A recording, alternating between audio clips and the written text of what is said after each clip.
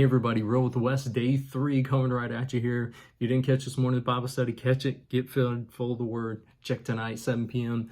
Of course, remember October 16th, 17 years, World Changers Church, New York, celebrating our anniversary, Centennial Memorial Temple here in New York in person. Come on out. We want to see you there. Bring your face masks. We're going to check temps and do everything to keep you safe. But we're also going to have an awesome time and celebrating the Word. So getting into this, talking about a healthy headspace. One of the things I've realized to keep a healthy headspace is learn to control what you can control. But the things that aren't, you got to give them over to God. You really got to trust God with the things that are out of your control and accept not everything is in your control. We could go a list of things, of circumstances, of trying to control people, of trying to do this, trying to do that. Some things are out of your control. And when they are, and you give them over to God, instead of stressing about them, grinding your head, then you start trying to do things to control something that is out of your control. You know, there's variations. You know, we throw God is in control. Listen, everybody's got their own hand in this thing we call control. The biggest thing you're controlling is your life, and is of your world, and giving that over to God. And, you know, there's times when you can say, well, Pastor West, you know, there's certain people that, you know, what about this going on in the world? What about this person being controlled? Well, there's a level of it. There's certain things where it's not fair for me to always say, well, you totally got control of every situation. No, we also know that other people's decisions affect our decisions, which also have no control.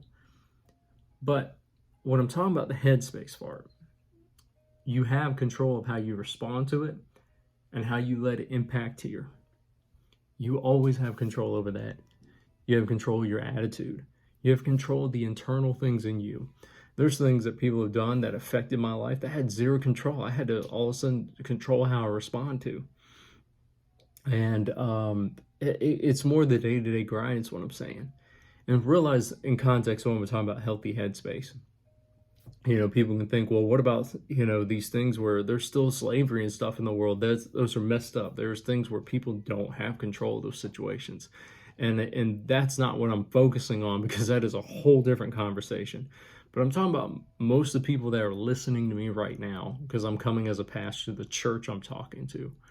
And in our congregation, I can definitely say there's a lot of things we have control of when I'm talking about our personal headspace, and our inner peace, and our happiness, and our day-to-day outlook on life is what we do have control on. Those are the things I'm talking about. You have control of those areas, but there's the other areas that, man, you know, you got that kid that's a grown adult doing their thing. You don't have control over that. What do? You give it over to God.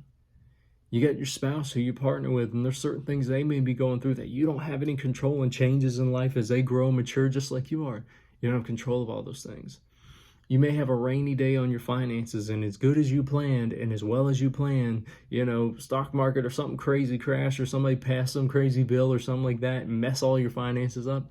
You don't always have control over everything. So what do you do though in those moments? You really have to do this thing where you give it over to God. Not saying it doesn't matter.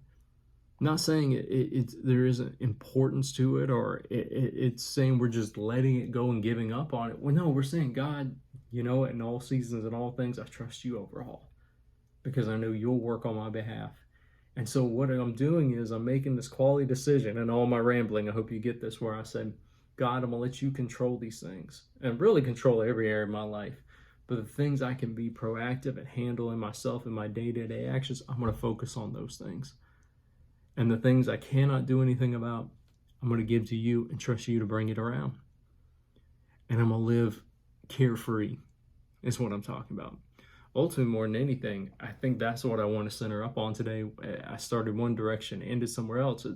It's ended up carefree, worry-free, where you can live free of worry. But the biggest way to live free of worry is don't worry about the things that, well, anything at all, but especially the things that are out of your control, because we'll spend all day beating ourselves up for it, feeling condemned for it at times, or blaming others, or blaming ourselves, and this toxic way of just going downhill about it, when it's just like, sometimes it's saying, you know, that was just life.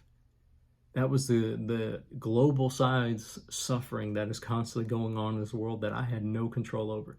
But you know what? Thank God I know God.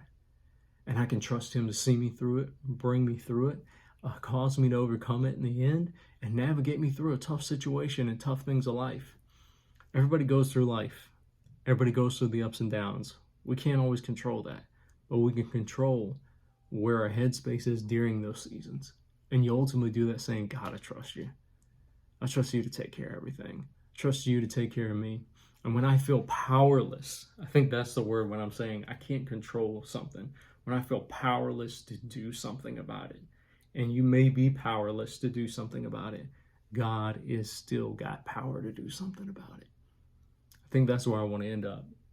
You know, the things you can't control, don't worry about them. Give it over to God to care of it. Don't let it rob you of your day and the things you can do something about. And the things I'm talking about, the things that you feel powerless about and you don't have any power to do anything to change or interact with there, give it to God. Let God be the all-powerful one. That's why he's God. And it reminds us in that moment we're human and how much we truly still need him. That's what it reminds me every day. There's things in my life every day that I'm like, I can't do anything about it. Well, God, you got it. That's why I need you, and I trust you to take care of it. And the favor of God, it always brings it around. All right, guys, hope you got something out of that. Hope you live a little freer, man. Just whatever it is that's on your head, give it over to God and choose to enjoy your day. Control the things you can control, the things you can't. You know God's got it. All right? All right, I'll catch you guys tomorrow. Have a great day.